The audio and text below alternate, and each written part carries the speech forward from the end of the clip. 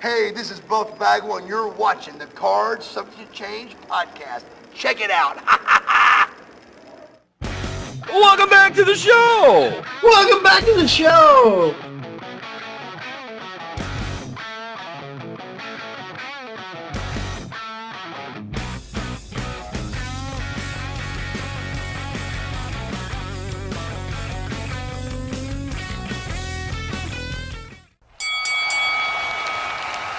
And now, your hosts of the Card Subject to Change podcast, the For Frequency's Sake Tag Team Champions of the World, the Wizard CZ, and Never Wrong Nick Bull.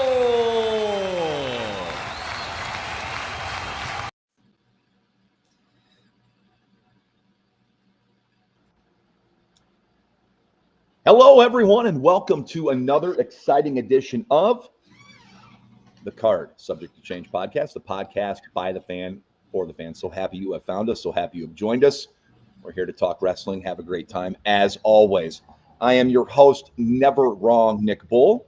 Glad to be part of the For Frequency's Sake Network. And speaking of the For Frequency's Sake Network and the Card Subject to Change podcast, I would be remiss if I did not introduce to you my tag team partner. We are co-champs of the said For Frequency's Sake Network. He is the one. He is the only. He is the Wizard CZ. But if he was in AAA, he would be the Wizard Doctor. Dr. Wizard. Dr. Wizard. Dr. Wizard. Yep. That's your AAA gimmick. You're Dr. Wizard in AAA. That works for me, man. That works for me. You hear me loud and clear, okay? Yeah, you sound good. You look good. Well, that's a given. That's a given. The sun comes up in the east. What you just said, the sun sits in the west. That's just a given, right? Absolutely, man. And we've got a great show lined up. Before we get to that, of course, we've got to mention our fantastic sponsors. We are powered by Lopez Pizza, built by Durham Remodeling, and colored by Ryan Allison Tattoo. And I'll just give a quick mention. The window is still open if you want to play some fantasy football. I'll throw the QR code up for a little bit. But the Toys for Tots for Fantasy Sake, Toys for Tots Bowl. If you want to play fantasy football, I think our leagues are almost full, Nick. I know mine is. I think you maybe have a spot or two left in yours. So they are filling up fast, of course. That is the QR code that you want to scan if you want to join along, play along with the likes of Never Wrong Nick Bull or the Wizard CZ. Or you can go to FFSQC on Facebook and you can sign up that way. Correct. If you can't get in the league with us, we'll get you set up in a league with somebody else. But we are looking forward to this. We have not done this. You played last year. I'm playing this year. So this is kind of the first year the show has collectively done it. So yes, this will be interesting. Talking fantasy football. I'm doing a draft right now in another league that's going on from guys all over the country. It's been going on for the past week and we're about wrapped up. So yeah, it's that time of the year. It's right around the corner. And if you're a wrestling fan like myself, like CZ, and if you like football like myself, CZ, you didn't even know too much or really care too much about football. You played last year. Still don't know a damn thing. Even better. But yeah, that's make sure you click on the QR code that CZ had up earlier and or sign up on the league page. Absolutely. But that's enough about that, right, Nick? Yes, we've got all the formalities, requirements, rules, regulations checked off. And now it's time to bring in our guest. Before we bring him in, you and I know this gentleman, this individual from our time together when we worked at the TV station. This gentleman worked in a different department of the TV station, but we talked to him all the time. Of course, we all had the love for wrestling in common. And then finding out that this gentleman wrestled and has some stories to tell. Made it all even better. This guy is a great dude, a great guy to talk to. He's got a great wrestling mind, And of course, he's a friend of ours, so he is also going to be a friend of yours if you accept him and love him. That's how I wanted to introduce him. CZ, what do you want to say about him? I'm excited to hear his stories, whether he's working TV, running away with the circus, or talking wrestling. He's, like you said, he's a good friend of ours. Let's bring him on in, Mr. Ripley Von Slam. Ripley, how you doing, my friend? I'm just trying to figure out who you guys have coming in other than me, because like all those nice things, I'm like, well, I mean, okay. So we've had Buff Bagwell on, the Headbangers. I mean, you're right up there with those guys. No, just the whole nice. He's a nice guy and gentleman, and sure, man. Dude, he has manners and. Well, I mean, perception's reality. No, I'm just kidding you. No, we wanted to have you on, Ripley, and thank you for being here. And I ask every first-time guest this when they come into the studio, and I'm going to ask you the same question: why pro wrestling? What was it that got you to be like, "Oof, I need more"? Well, you know what? Here's the thing, and I tell my kids this all the time. I'm like, have experiences out in the world, learn about things that you're interested in, because you never know where they're going to lead you. So we're going to go way back, okay? So my maternal grandfather was a huge wrestling fan, and apparently even growing up, this is in the Pittsburgh area, okay? So apparently they were to that point where if the television was on, it was either on news or it was on wrestling. And so as a result, like my mother, definitely not what I would say is a fan, but grew up knowing who people like Don Eagle were and Gorgeous George. Oh my gosh, he hated Gorgeous George. And so as a result, when my grandparents would come to visit, I would always make sure to have the wrestling on. And I wasn't necessarily into it. I knew what it was. And we're talking here about like 84, 85-ish. Okay. So I'm a kid. And very slowly but surely, I did what everybody else does. I found like one or two wrestlers to latch onto. And it's interesting for me to find out who people's like initial wrestlers were, because I think it says a lot about their personalities. So the very first one that I really kind of latched onto was Georgie Animal Steel. And I believe he was a heel at the time, but I just thought it was so much fun how he would rip the turnbuckles apart and how he had the green tongue and he would attack people. And then from there, I started watching a little bit more, because it would turn into the wrestling would be on, grandparents and my parents were in another room, and I would keep running back and reporting what was going on with Georgie Animal Steel. And then eventually I kind of latched on a little bit more to Roddy Piper. Not as a fan necessarily, but I knew that my grandmother hated Roddy Piper. And like she told me, she said, "Oh, I hate him." Because, if you're in the household where the television's on and it's either news or wrestling, whether or not you plan to be a wrestling fan, you're going to pick up some stuff. So I kind of really started watching a little bit more, not what I would call like as a fanatic. I had a family member who had gone to a wrestling show, I think in Chicago, and gave me a program just, because they got it and they thought I would enjoy it. And I very distinctly remember this gives you kind of the timestamp on it. You know how they always had like on the back, they would have the grid with all the different superstars. Mm-hmm. And I remember on the back, and then also they did an interview with King Tonga. And most people would know King Tonga better as Haku or Meng. And I started to kind of like latch onto him just a little bit, because I was like, this guy's kind of cool. And they weren't pushing now how they do it. Everybody that they talk to, they're like, oh, he's the toughest man I've ever known, but he's also the nicest guy I've ever known. I thought that was kind of interesting. So little by little, I kept sort of latching a little bit more on. And I remember the night of WrestleMania 2. And I wasn't fully into the wrestling yet, but I cared enough that I wanted to know who won between Hulk Hogan and King Kong Bundy.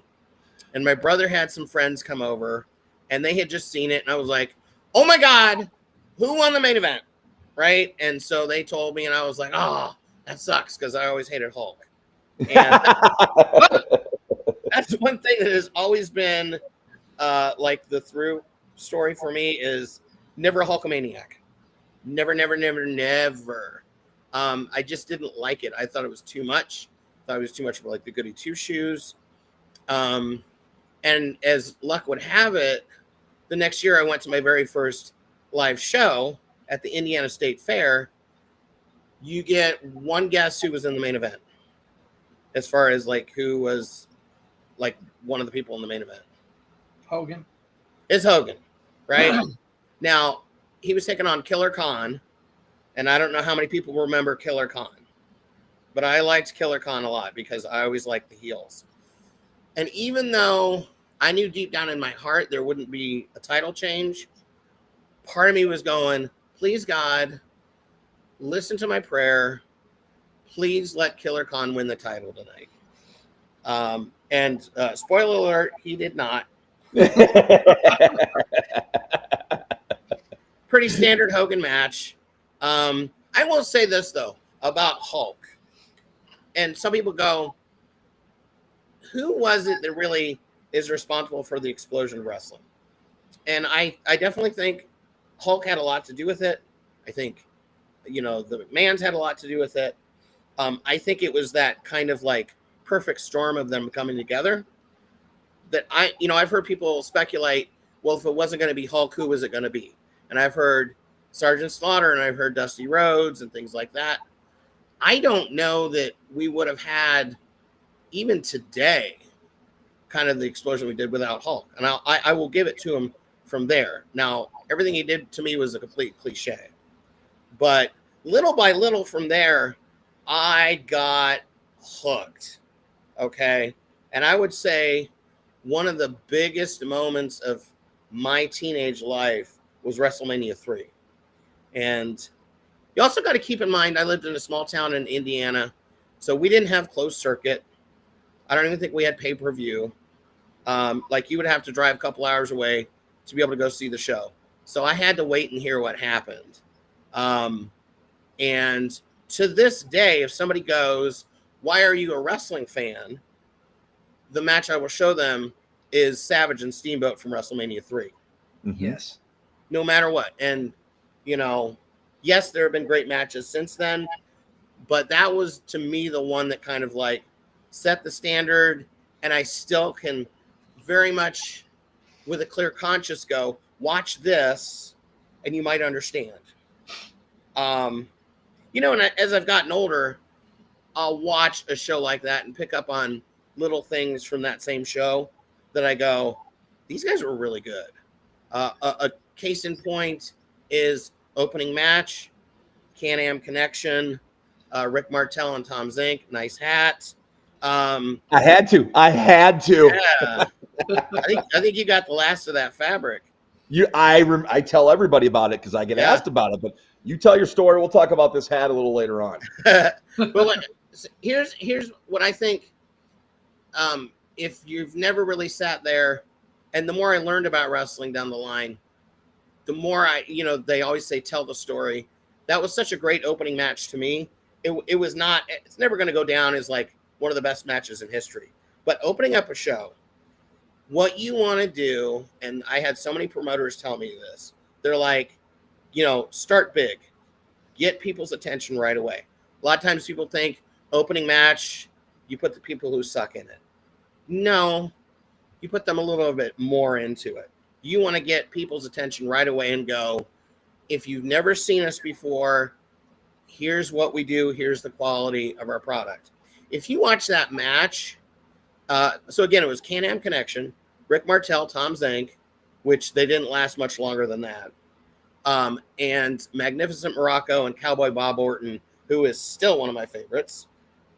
They just put on a great match, and there was just a lot of the kind of the chicken heel stuff going on. There was the red hot babyface stuff going on. Such a great way to open up the show. And then as a kid, as a teen, I always looked at the one match that was before Hogan and Andre. That was Nikolai Volkov and the Iron Sheik against the Killer Bees, and it was a short match. That's where Hacksaw Jim Duggan kind of got his big on the major stage, and it was like a DQ, and it was pretty short, and I'm going, this match, I mean, it's okay, but it kind of sucks.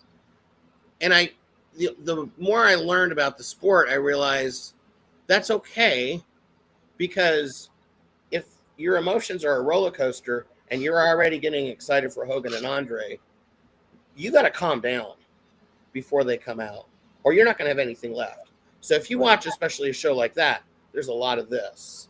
And that match right before it, it brought people down. So then they were ready for Hogan and Andre. So I would say that was probably like the biggest show that got me cemented as a wrestling super fan. Okay. Totally followed it all through high school, junior high, but I never thought that I would necessarily do it.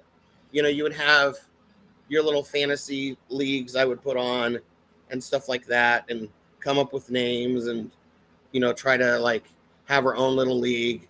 But I never necessarily thought that it was something I was going to do. Now you fast forward, here's where I go back to what I said at the beginning of the show.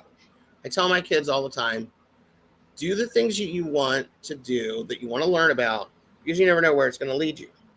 So when I was 14, I had everything figured out. I was going to be working in radio. I was going to go to college for it. And I was pretty much on target for that. I worked in radio, worked in television, had my communications degree. When I was in college, though, I used that to my advantage, because at that time, WCW was nowhere near being a powerhouse. They had a wrestling show at our local minor league baseball stadium. And I'm going to tell you the talent that was on there. You're not going to believe me, but it's very true. I can't in wait. The summer, okay. Give us the year. Give us the year. What year are we looking at here? This would have been about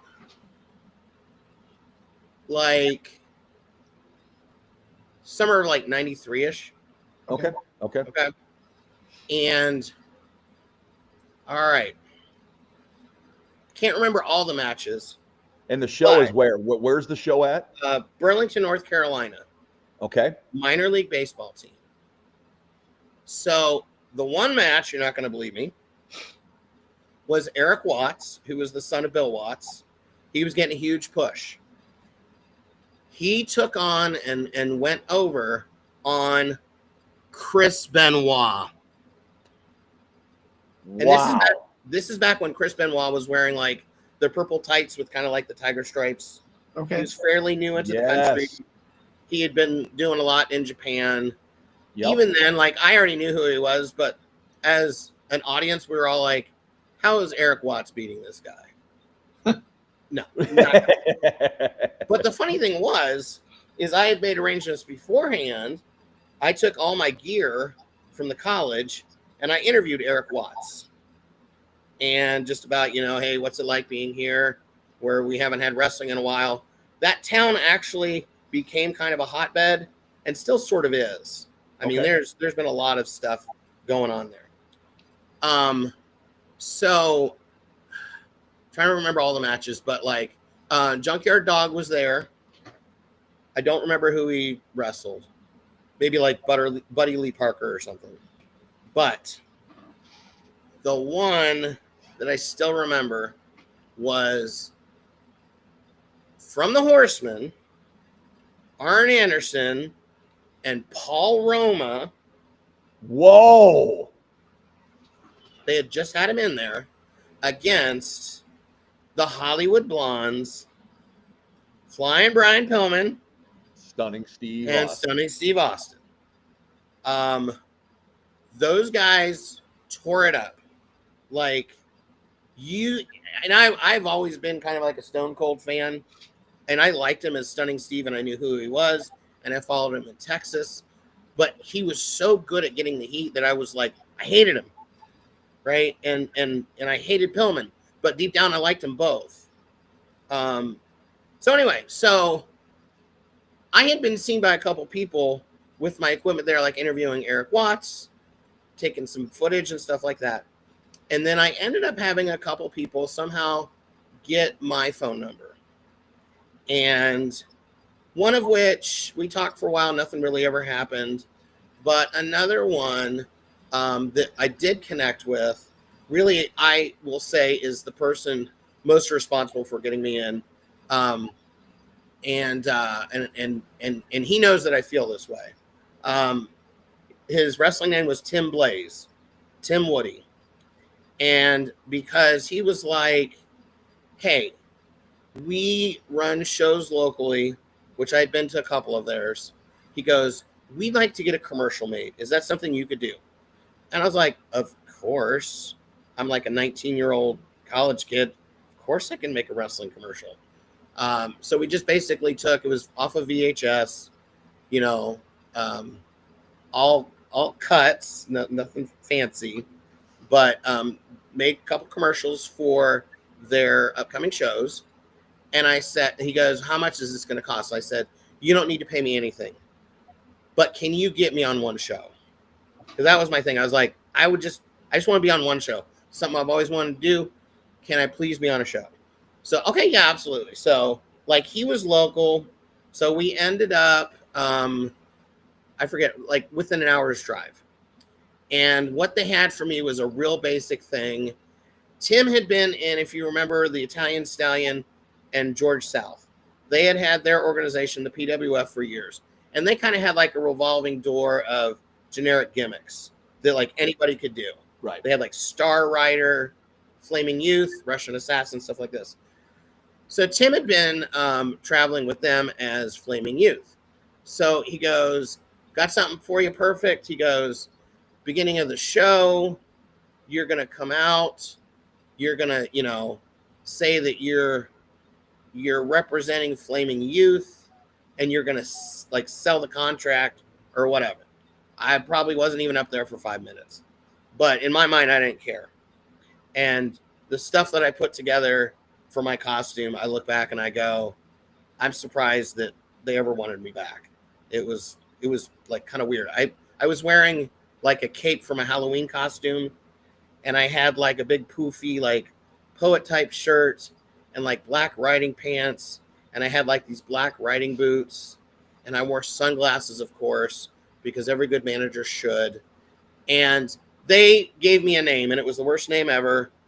And it was Sonic R. Boom, which, if anybody wants it, you can have it. Probably have it since then. And I thought that was going to be the end of it.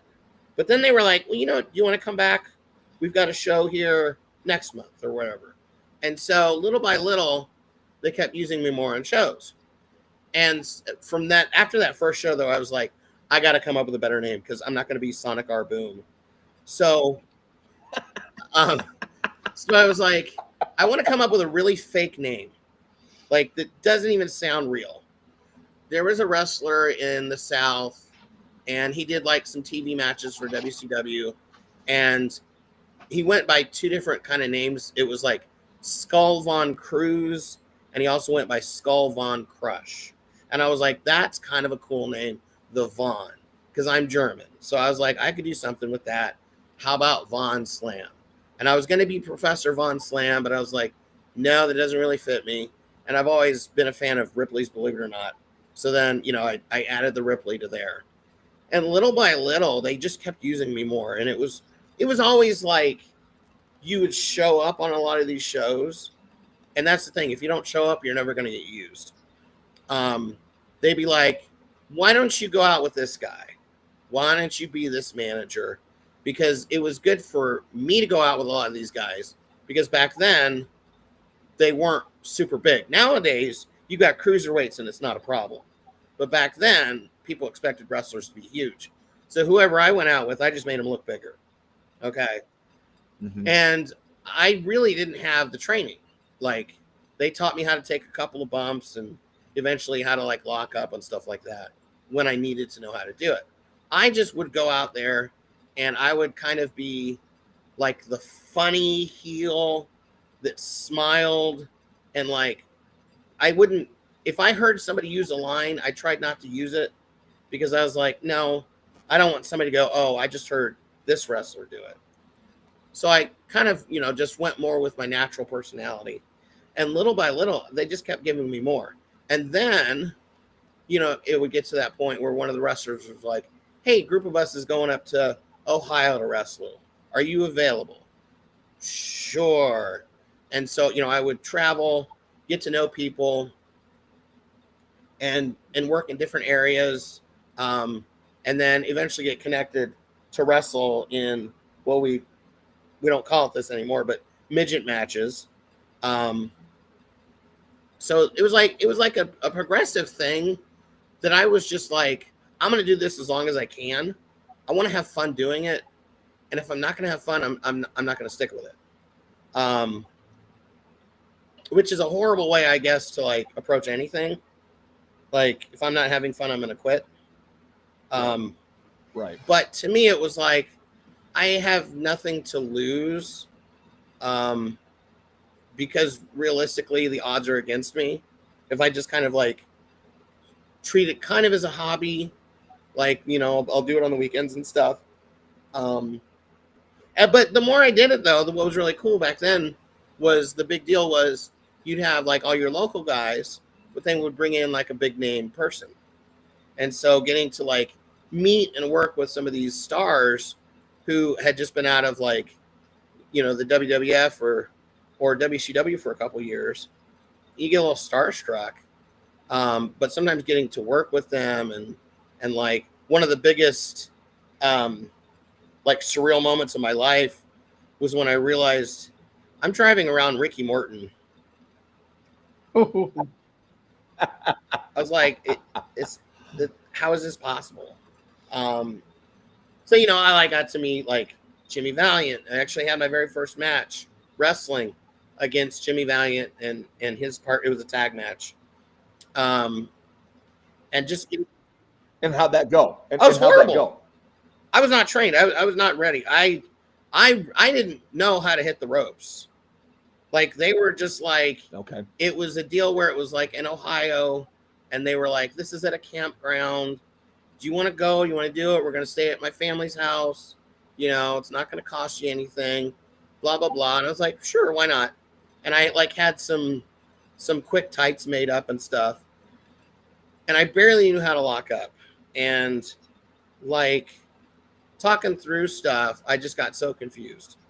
And just the match itself was awful. It was all comedy stuff because it was Jimmy Valiant, and then who's a sweetheart, and then this guy Super Mario, who was legitimately from Italy and had lived in like West Virginia and had a couple restaurants. He was a nice guy. He looked like Super Mario.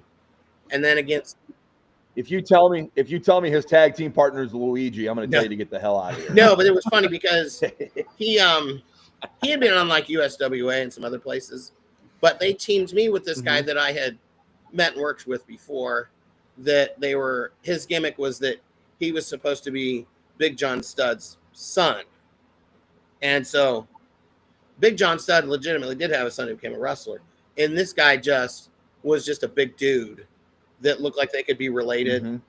So it was like this guy who's well over, like close to 7 feet tall or whatever, 400 some pounds, and me against Jimmy Valiant and Super Mario, who's not much taller than me and weighs probably, at least twice as much as I did. So the match was horrible. Sure. But at least I was like, well, I got that out of the way. And then once we kind of established that I wasn't going to kill myself, then they started showing me some more stuff, and we would work stuff in, like, me as a manager match. And I met on the show I mentioned doing the midget wrestling thing. Bad Boy Buck. We ended up working a lot together and kind of traveling here and there and doing some matches. And like, he always went over because he was smaller than me, so it just made sense. And he was legitimately, he had dwarfism, a certain type of dwarfism. So, you know, I would try to hide kind of that I'm not like your standard type with dwarfism. I would do a lot of like different character stuff. I would, you know, Little Frankenstein, Little Leatherface, Little Von Slam, and I would wear a mask and stuff like that. So it was just, you know, it was just me having a lot of fun, realistically. And then the more that went on, though, it was really interesting to be part of the wrestling scene where I was during that time, because that's also the time when Omega started becoming a big thing in North Carolina, and the Hardys were becoming stars, and like all the guys that they worked with. And I was never on an Omega show because I'm not athletic enough and I would add nothing to that show, but they were on a lot of shows that I was. So, you know, getting to talk to them and just, you know, just shooting the breeze with them, getting to know these guys that all went on to, you know, the big organizations, and they probably don't remember me. There one or two probably would, like Shane Helms probably would, because we had some other mutual friends. But it was like such an interesting time to be involved with it. But then I got to that point in my life where I was looking at what I was doing for a living. I was single. I wanted more out of life. I wasn't career-wise getting what I wanted. And so I just decided to move to Iowa and basically said goodbye to the wrestling, which I ended up reconnecting with a couple years down the line as a referee. But for the most part, you know, my wrestling stuff is all back in the Carolinas and the Virginias and all that kind of stuff. But at least I can say that I did it. I had more than one person after the fact say, we knew you weren't going to make it because you're too nice of a guy, which is very true. I would not have done well on a full-time basis living that lifestyle. But again, I got to do it. And for the most part, I got to do what I wanted. You know, I wasn't looking to get pushed and like make it in one of the big organizations. I mean, I think the only way that I ever would have been signed by anybody is just based on my personality, because it wasn't based on my athleticism and it wouldn't be based on my body or anything like that. It just would have been the personality. Which that's not a bad thing. You know, you look at that's not a bad, you know, well, what you lack in size, you make up for in personality. There's no doubt about that. I didn't mean to cut you off there when you were talking about the names that you worked with, but you said Jimmy Valiant was your first tag team partner. Who were some of the other guys that you worked with on these shows? Okay. That, you know, so as far as me teaming with or going against, and I would also, I would also include if I'm managing like somebody or a team. Yep. So Jimmy Valiant, I did get to manage the Hollywood Dream Team against Rock and Roll Express. And let's see, I actually got to team with Ricky Morton. We had like a 6-man match, and I was doing a Dudley gimmick. Were you Ripley Dudley? No, I was trying to go in a completely. Okay. That was one of the things I tried to do. Is like, even if people like maybe thought that I was the same person, I wanted to like kind of eliminate that possibility in their head. So my character was Half Pint Dudley. Oh. Which, I mean, even Rick. Do you have any pics? From that era? I think on my Facebook page, there's one in there. I'll have to look for it. Dude, that's I love it. You know, and so as far as like people that I managed Shaska Watley, who was Pistol Pez Watley. He was one of the main trainers at the WCW power plant. Quite a bit managed him, actually. And I managed Ron Reese, who more people know as the Yeti. Now, So he wasn't the Yeti, but he was like part of Raven's flock at the time.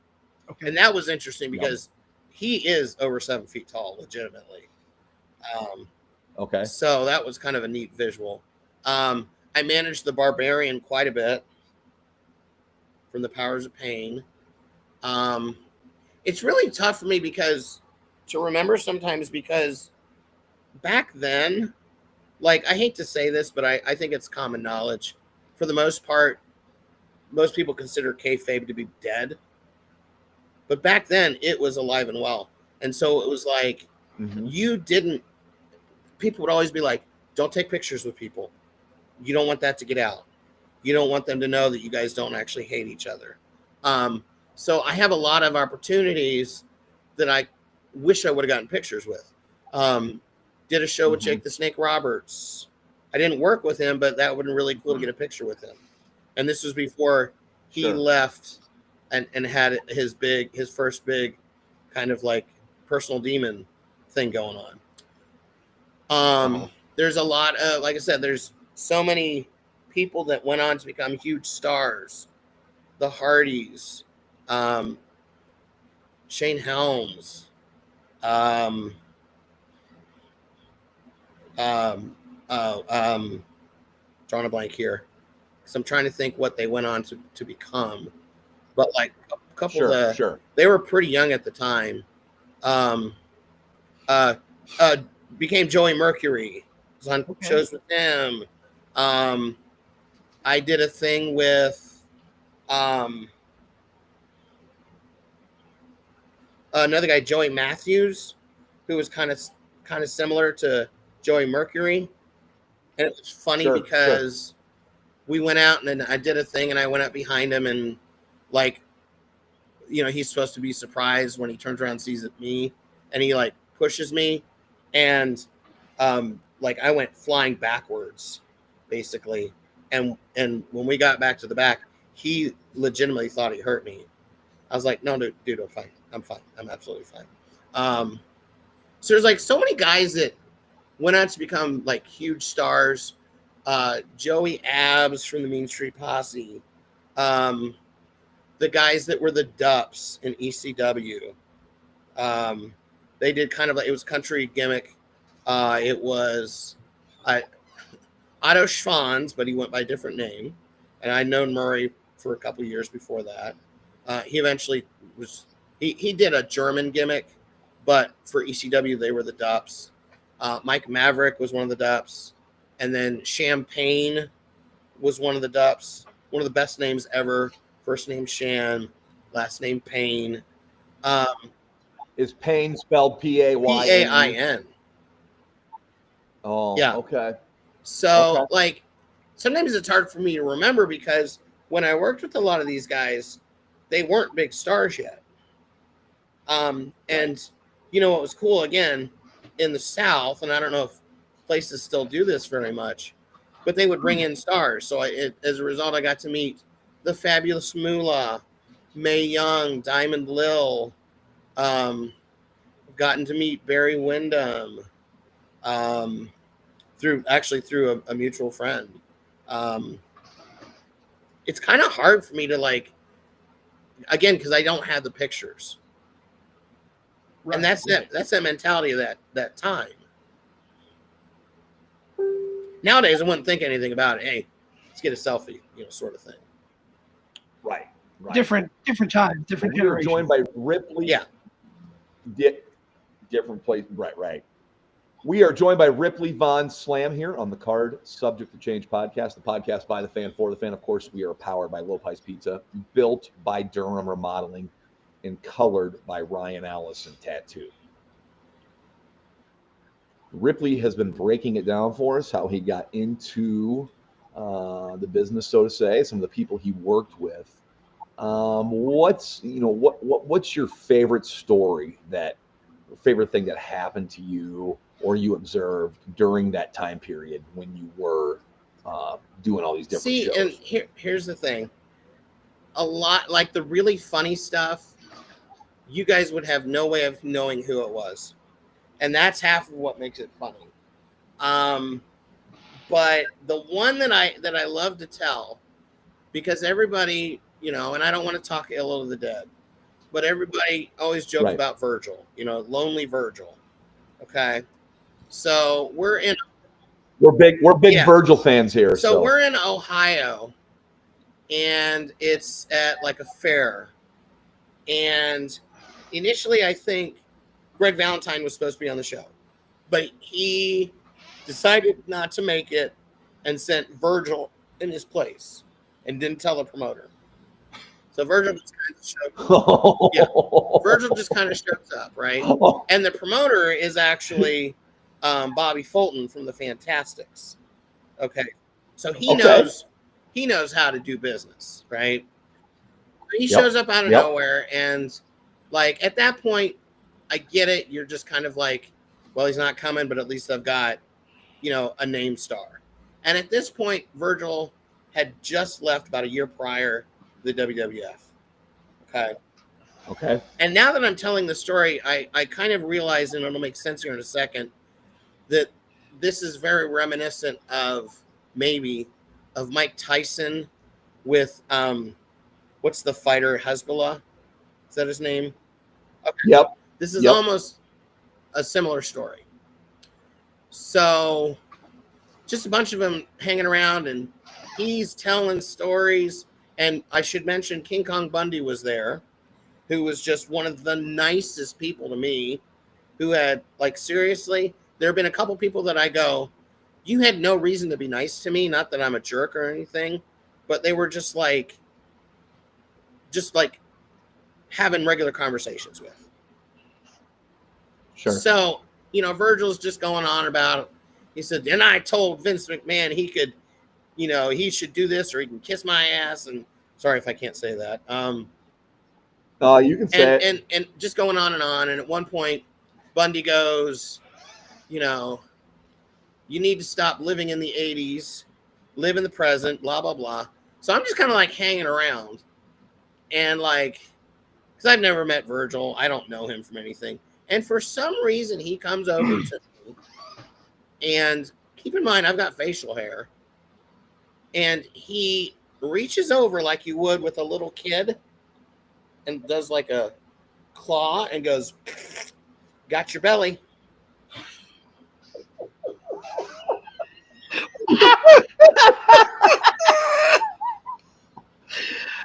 Oh my.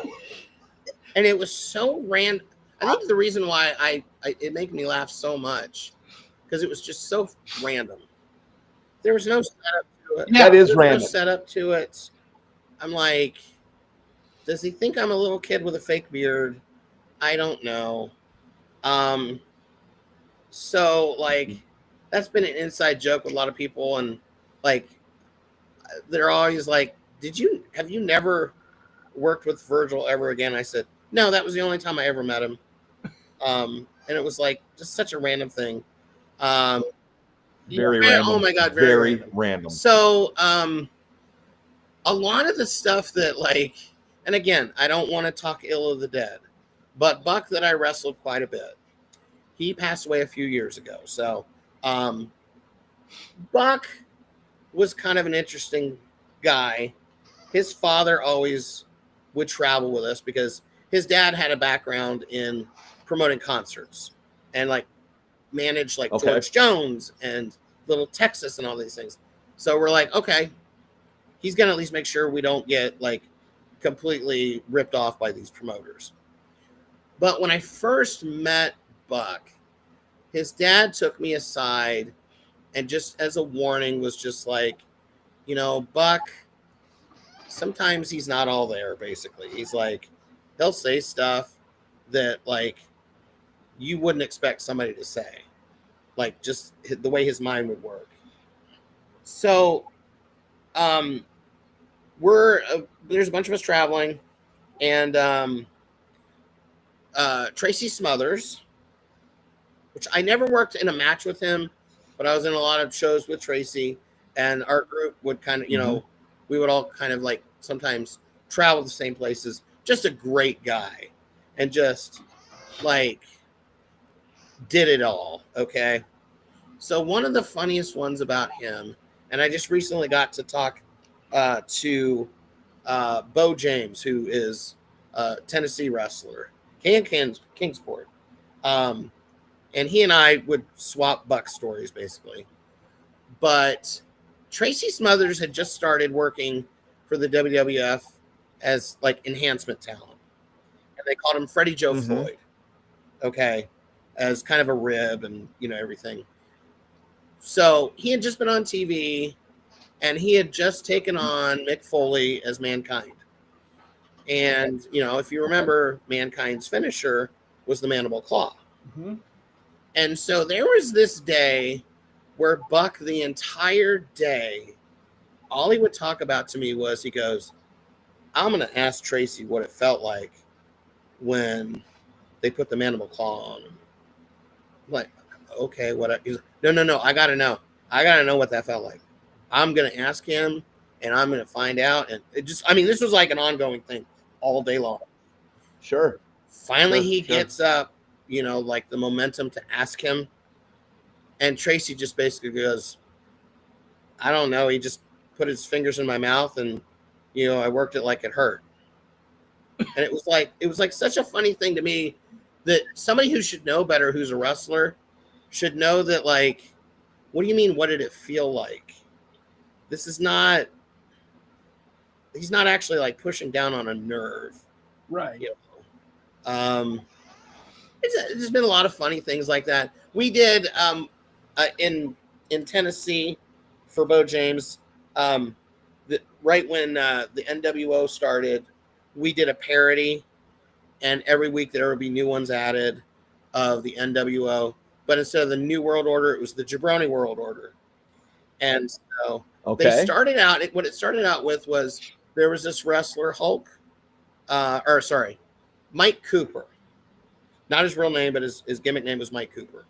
And not a real big guy, but like lost all the time. And they were like, maybe the problem is you don't have a good gimmick. So every week they'd have him come out and do a different gimmick of something that already existed. So like he'd come out as the Sandman, or he'd come out as, you know, the Macho Man, or this, that, or the other. And eventually they did Dollywood Hulk Cooper, the third largest thing to come out of Dollywood. Okay. So then they start building the Jabroni World Order. And instead of Hall and Nash as the outsiders, they had this team of these young guys, kind of skinny guys. Instead of the outsiders, they were the insiders, Soda Pop and Pony Boy from the Outsiders movie. And so they kept adding members. Right. And they like Buck, they got this wig, and instead of 6, because at the time Waltman was going by 6, they said you're 1/4 the man that 6 is, so you're Buck and a half. Oh my gosh. And so then we get to this point where Bo calls me up and he goes, listen, I got an idea and I want to know if you can do this, because he knew that I could do some impressions. He said, I want to know if you could do a parody of Randy Savage. And my answer literally was, Bo, I've waited my entire life for this phone call. Of course I can. Because the premise was, since we're both little, that like they would beat up Buck and kick him out, and I would be kind of the one that would have the matches with them. Okay. So I ended up designing and got a bunch of t-shirts printed, Jabroni World Order. And then I was like, I had an idea and I passed it by him, and they thought, okay, yeah, we can do that. And so on the way to a Christmas party for another promoter that we all had worked for, Count Grog, my very good friend, Brandy Wine, and I were headed to the party, and we decided to stop at like an adult establishment. And because she's like, I got to get, you know, jokingly, I got to get some Christmas presents. So I ended up buying this I won't say what most people think it is, but it really wasn't. This was like low end. This was an inflatable woman. Okay. Okay. And it basically it was the equivalent of like a raft. Okay. I'm telling you, it's literally, there's nothing deviant about it at all. Legitimately. It's just a, it's like, I think they call them party dolls now, like a novel. Yeah, it's a blow up doll. There's a blow up doll. It's a wrestler. And so this was like, I go, I'm not gonna have a problem with this because it's not like anything perverted, because it's legitimately just a blow up person. So we ended up doing it where they called me the Macho Man, and I came out to the village people, Macho Man, and I had the whole get up, but then instead of Elizabeth, my valet was Les, which was the blow up woman. Okay. So we do the show, and like we did a couple nights in a row. They were great. They were so much fun. But after the first show, a bunch of us decided, I'm not a drinker at all. We go to a bar in Johnson City, Tennessee, which is kind of like a big deal in that area. That's always been a big wrestling town. So we go to this bar, and it's all wrestlers, and they're like, you got to bring the doll in. I'm like, I'm not bringing the doll in, okay? No, this is not going to happen. Somehow, the doll comes in, and the rest of the night, she gets passed around, thrown around, pictures taken. People had no idea why there was this blow-up woman. And I'm like, I'm worried we're going to get kicked out, okay? And now I go, no, there's no reason to kick you out. But sometimes, like, I was never a big ribber. Like, if I rib you, it's going to be something small that you're not actually going to find out about. Because I'm going to tell somebody something about you that is so much out in left field that if you knew about it, you would probably freak out, but you're never going to find out about it. So anyway, I mean, that was one that kind of happened that was just so funny, and like it was a big hit every town that we went to. I think the thing about it is, and I understand when you've got people who are on the road with each other all the time, you have to come up with ways to entertain yourselves, and we did that in the circus too. But I think I just enjoyed being around the people I was around, that we didn't necessarily need to cause any trouble. Like we just be funny and tell jokes and do stupid stuff on the CB on the road, and Do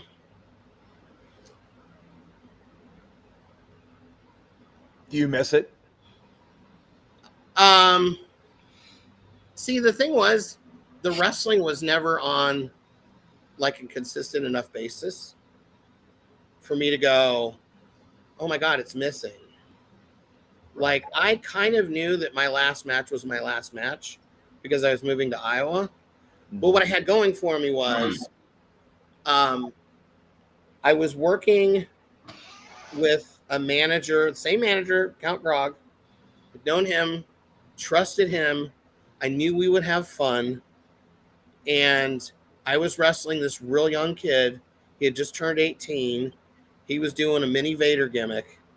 And it was interesting for me because, like, I was definitely, like, the senior talent in the ring.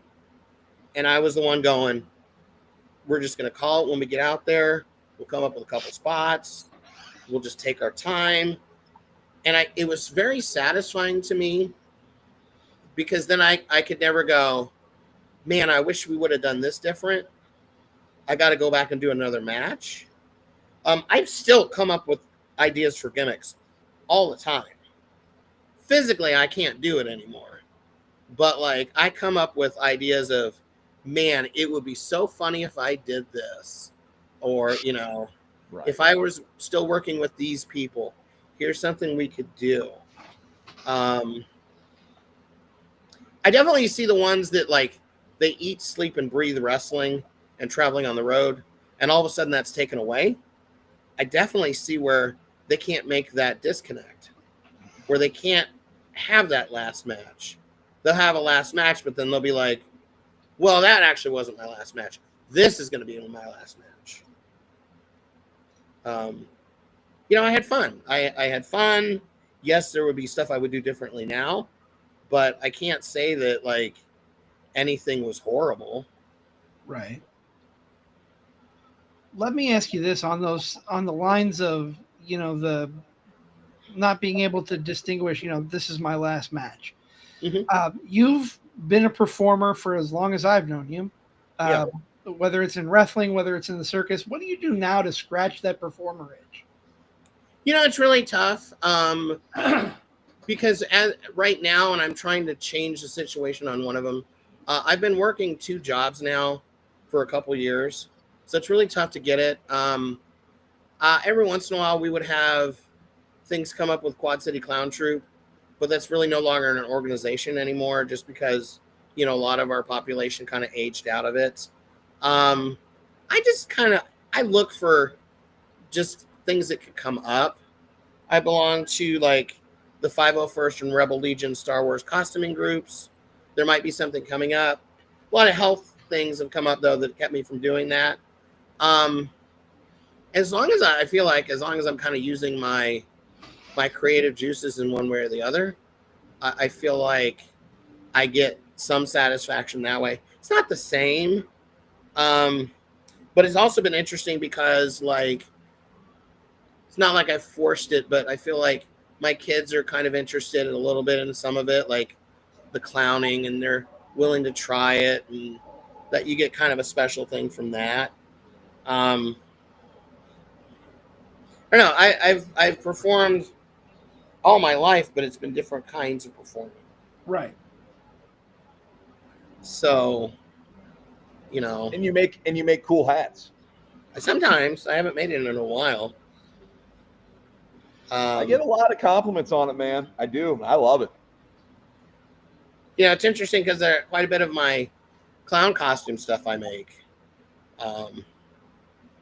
There's that creative outlet as well with sewing. Haven't been able to do a whole lot of, but like, I don't know. I think if you're honestly, depends on what you need in your life. If you need a creative outlet for yourself, I think you're going to find it. But if you need to hear 10,000 people chanting your name or booing you, that's harder to fulfill. Right. Right. And I think that's where a lot of times it depends on where the person's heart is. I've always enjoyed getting reactions out of people, whether it's laughing, whether it's confusion, stuff like that. Working as a heel, making it so they don't like me. They don't hate me, but man, they find me irritating. And a lot of that's for me. Obviously, I want a reaction, Right. but I don't need to hear, 50,000 people chanting my name, and I never have. Like, as far as I'm concerned, nobody would ever need to know my real name or anything about me. Just like, just judge me on what you're seeing. Mm-hmm. Because I'm fine if people come up and say something, but I'm not the type that when I go out, I want people to recognize me. Right. I do everything I can to like make sure that they don't. There are guys that play Santa. They're one of Santa's ambassadors during the holiday season, and they can't turn it off the rest of the year. They're, full on red outfits through the year, and they're going up to kids going, "Are you being good?" Stuff like that. I don't want that. I want to be able to keep that magic like off to the side and presented when it's appropriate. That makes sense. Yeah. being a little bit older than CZ and I, you grew up in the VHS era. Was there a show you would rent video? What's a show you've watched repeatedly and just absolutely love? Are you talking about wrestling? Yeah. So I was very lucky in that I was of the right age where ESPN was showing world-class championship wrestling every day after school. Okay. And like clockwork, I watched that every single day. Oh. And they would sometimes show the AWA. And I was also the type that I would tape every single WWF, NWA, WCW show and make sure I watch it. It's not like I kept everything on tape. There wasn't a whole lot else that I could get. But then when we moved to North Carolina, they started up, which lasted for a couple of years, originally the NAWA and became South Atlantic Pro Wrestling. And that's where a lot of big stars were getting their starts. And I ended up going to a television taping in Raleigh, North Carolina, and ended up becoming friends with a couple people on those shows. But I'm talking, the Nasty Boys were there, the Pit Bulls, Ricky the Dragon Steamboat. Saw him live, meant so much to me. Cowboy Bob Orton, and believe it or not, under a different name as he was starting out, Ken Shamrock was there. Okay. He was Vince Torelli at the time. Okay. And so they had kind of that standard mid-Atlantic type setup. They would do the interviews kind of on the plain background at the arenas, and I watched that every Saturday. And then eventually they went out of business. But I felt very lucky to be able to catch the stuff that I have just on television. And I used to do a little bit of tape trading for ECW when it was starting out. Not a lot.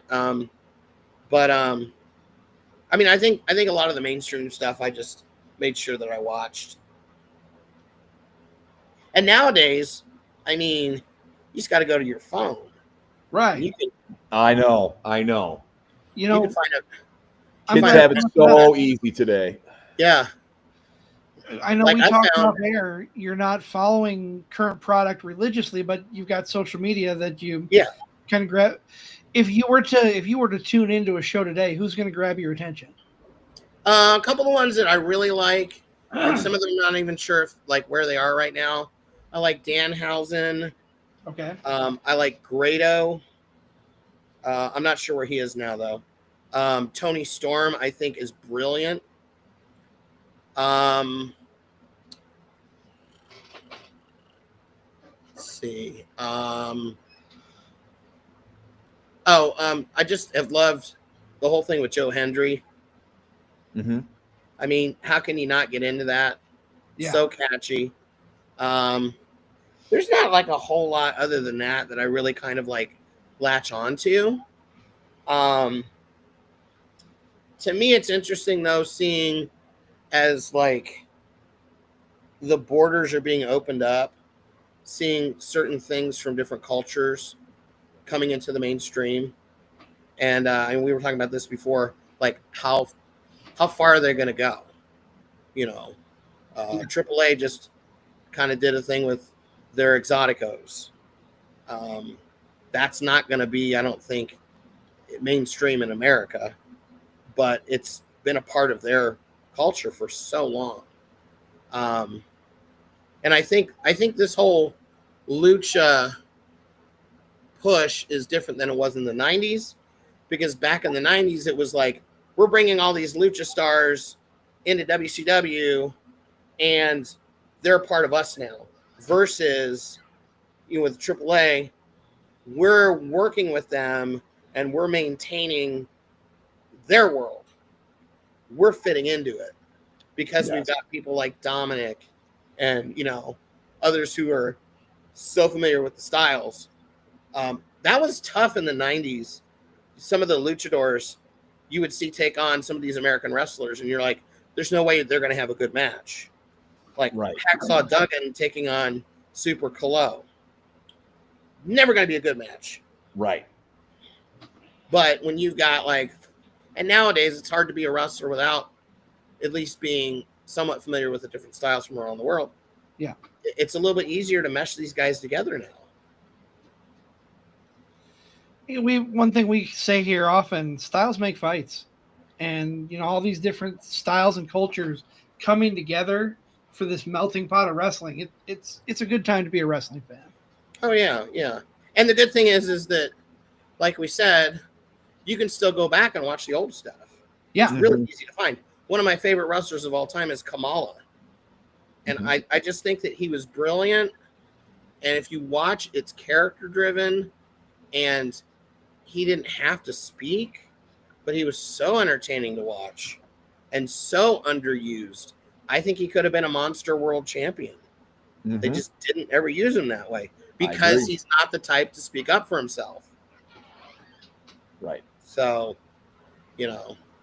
there's a funny match where it was Bryan Danielson and Kamala. And you're like, how are these two going to have a match? They did. It was an all right match. It was, you talk about a clash of styles. Because those are two guys who know what talk about different eras colliding. Those are couple eras removed from each other. So yeah, for sure. I know what you mean. And it's two guys who know what their characters are and can go out and have a match with anybody. A great one to watch is from back in the day, Kamala and George Animal Steel. Two wild men. Because Kamala knows his character, George knows his character. I'm going to ask this for Nick's sake. Is there a particular show where that you can remember where those two meet that we can find on Peacock? That's on YouTube. That's on YouTube? You can find it on YouTube. That's where I saw it. Just like that AAA show last night, YouTube. Yeah. I love that they're making them available. Yeah.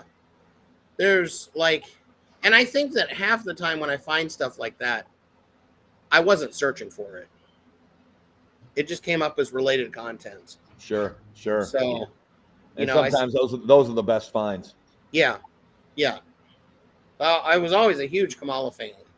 And I had his LJN figure, and when I was a kid and I had the fake LJN Sergeant Slaughter figure that's worth $5 million now, but I no longer have it. But in my mind, I was in the wrestling ring, I was this is an independent show. They're in a ring and the show's happening at an armory in New York, because that was another thing when I was really getting into wrestling. Yes, I read the major publications, but I read Wrestling Eye Magazine, Pro Wrestling Illustrated. I was aware that there was other stuff out there. Sure. That it wasn't just WWF, WCW. Right. So, and I think that's why also my expectations within wrestling were not, I'm going to become a big star. Because I could tell you off the top of my head probably 30 guys that were not big stars, but I considered great wrestlers. One really great, and I never knew it was the same person until many years later. Flyboy Rocco Rock from the Public Enemy. He was one of my favorite independent wrestlers ever, the Cheetah Kid. And I remember him on the independent circuit. And, he was a high flyer. He was really interesting. He had the cat mask on. And I was like, this is the type of wrestling, number one, that I want to go see, but this is the type of stuff I want to be involved with. Right. Because I want to wear the weird masks, and I want to have the bizarre little characters and that kind of stuff. And now, you just look it up on YouTube. Yeah, look it up on YouTube, find that, and support indie wrestling nowadays, too, because you're going to find the stars of the future right in your backyard. I mean, especially now that you've got, Black and Brave with their working arrangement with WWE. Not that everybody who goes through the school there will become a mega superstar, but it just goes to show you that, like, there's good talent going in and out. And you may not like every wrestler and you may not like every match at these shows, but realistically, when you watch it on TV, do you like everything anyway? Right. Right. Chances are no. There's Yeah. something for everyone. Yep. And I've been to big shows the companies put on. I've been to independent shows, and I have more fun at the independent stuff. Yeah. Yeah. I really do. Yeah, absolutely. Well, we are a little over the hour mark. I know we try and keep things right around there. We're respectful of everybody's time. Ripley, I want to thank you so much for coming on. It's been an absolute pleasure hearing your stories. Before we close out the show, Nick, you and I have a little business to take care of. Talk about what's coming up this weekend, and we've got a big announcement to make. Let's start with this weekend. Yeah. This weekend coming up, this coming weekend, we are lending our superpowers to, along with Shotgun Wrestling Radio and the 2 Count podcast, for the Convergence Heroes for Hudson show. This is when podcasts collide, coming up this Saturday at 5:45. We are joining forces with 2 other podcasts to do the pre-show for the Heroes for Hudson Convergence show that's going on in Des Moines after the podcast at 7 o'clock. So we are definitely looking forward to that, getting together with the wrestling community. Of course, there's 3 podcasts teaming up here. There are 6 promotions in the state of Iowa that are teaming up for the show. Yes. So you'll get definitely some very cool matchups on the show. And it's, of course, all for a good cause. Of course, independent wrestling is just one big family anyways. So we hope to see you there if you weren't planning on going already. And if you can't make the show, watch us. We'll be on the internet previewing it and hyping it up. So, but definitely, if you can make the show, it's going to be a hell of a time. For sure. I'm most excited for this, Nick, because coming at the beginning of September, we're starting a new show, a new monthly show with our good friend Joe Winkle. We are? We are. Okay. It's crazy. Okay. I know. We're nuts. We're nuts. So Tuesday, September 2nd will be the first episode of Wrestlebacks. What are Wrestlebacks? For us, it's rewatchable must-see matches. And we're going to start it off hot. We're going to kick it off with a great opening match for us, and that is Roman versus Cody from WrestleMania Night 239. That's right. Big match. A lot going into that. Tune into WrestleBacks. You'll see why we picked that match. And this is a once-a-month show. Going back and finding something from the past, and we're going to have some fun with it. Of course, not only the Wizard and CZ and Never Wrong Nick Bull involved with it, we also have our good friend Joe Winkle, who has been on this show several times and is the host of Educated Ignorance and the Burden of the Bear podcasts. So we're looking forward to teaming up with him as we continue to profess our love to wrestling and share it with the world. I'm excited. That's going to be a lot of fun, and we're going to pick some really good matches to go back from all eras. Of course, this weekend is also Forbidden Door coming from Costa Rica in London, and Heat Wave for NXT. So Nick and I are going to talk about those shows at some point. We just haven't worked out the details quite yet, so stay tuned to socials for that. But any final thoughts, gentlemen, before we put a bow on this episode? No, I'm so glad we were able to hammer this down. We've been trying to get Ripley in here for a little bit and with booking, but we got him hammered down. It's been a while since we had talked, and I knew that he had a lot of cool wrestling stories to tell. So good to see your face again, Ripley. Yeah, my biggest concern is just now with the trend in wrestling, how many puppets are too many puppets? Hey, I kid you not. Do you know what they're selling that Demonisto Finn Balor puppet for? Did you see what the price is on WWE Shop? I'm going to guess $50. Times 2. Ooh.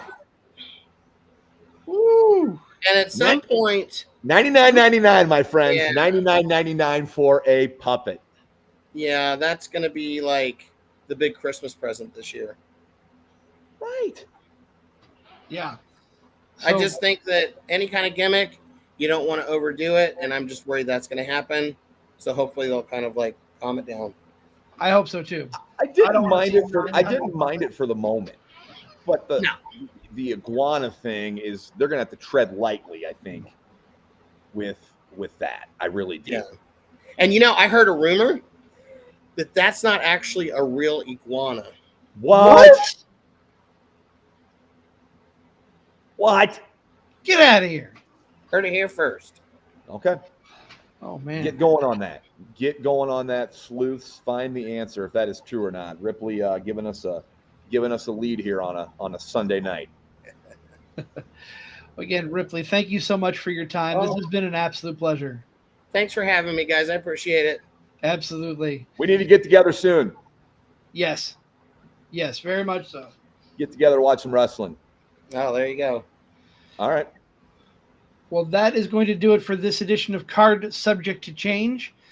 For my co-host, Never Wrong, Nick Bull, I am the Wizard CZ. We'll be back Wednesday with the Kickout, talking about AAA and Triple Mania.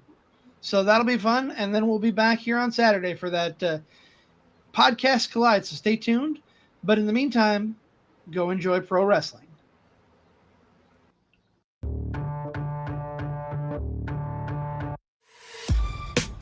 This has been a For Frequency's Sake Podcast Network production.